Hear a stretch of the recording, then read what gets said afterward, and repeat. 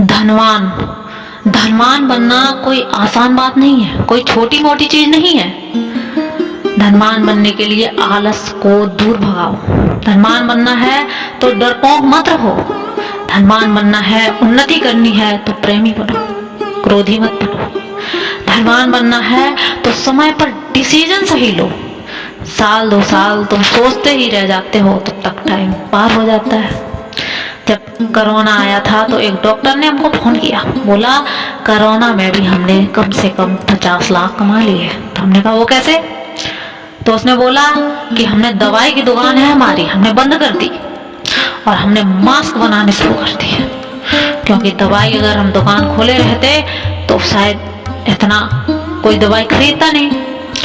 और मास्क जो एक मुंह पर पट्टी सी लगी रहती थी वो सब खरीद रहे थे और हमने 50 लाख की कमाई कर ली उसी मास्क से। तो डिसीजन लेना भी बहुत जरूरी है। कोरोना से पहले लोग कहा करते थे कि मेरे पास घर में रहने का टाइम नहीं मिलता। कोरोना ने ऐसी कृपा की कि सब घर में ही रहते थे। यहाँ तक कि प्रधानमंत्री भी बोलता था कि घर में रहो, घर में ही रहो। प्रधानमंत्री भी घबराया हुआ था, उसका पसीना टपक रहा था कि पूरे देश में हाहाकार मचा है, नौजवान धड़ाधड़ मर रहे हैं, ऐसी आफत आ गई है। याद रखना, ऐसी बीमारियां हैं जो सरकार को भी फेल कर देती हैं। सरकार अगर नहीं संभाल पाए तो उनकी सरकार भी गिर जाती है। बीमारियां कितनी खतरनाक होती हैं। कोरोना भी एक ऐसा ही रोग था। अमीर गरीब किसी में कोई भेद नहीं रखता था, विचारी ब्रह्मचारी दोनों को पकड़ लेता था। संयम नियम से जो रहते थे उनको कम पकड़ा, जो ज्यादा गदर फंड करते थे उनको ज्यादा निपटा दिया। बाराबंकी के कोर्ट में 60 जज मरे थे कोरोना से। 60 जज पूरे देश के अंदर हाहाकार हो गया था कि अरे बचना मुश्किल है।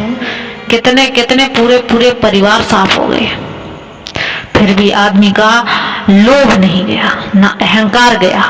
आदमी चला गया, घर भरे चले गए, लेकिन जो बचे हैं फिर लोभ में डूब गए हैं।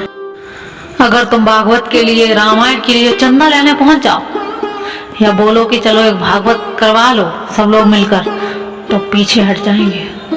और अगर कहीं गंदे काम हो रहे हो, कोई नाचने वाली आए हो, तो हजारों हजार को नोट निकाल देंगे लोग। अरे मकान तो बना लोगे पर संस्कार कहाँ से लाओगे? जब तक कि भागवतें रामायण होंगी, जब तक कि बच्चों में माताओं में संस्कार आएंगे। मकान बनाने से संस्कार नहीं आते, उसमें रहने वालों के पास संस्कार भी जरूरी हैं। इसलिए हमेशा दान पुण्य करते रहो और भागवत और रामायण का हमेशा अस्तित्व रखो और हमारे घर में सुख शांति और कलेश से हमेशा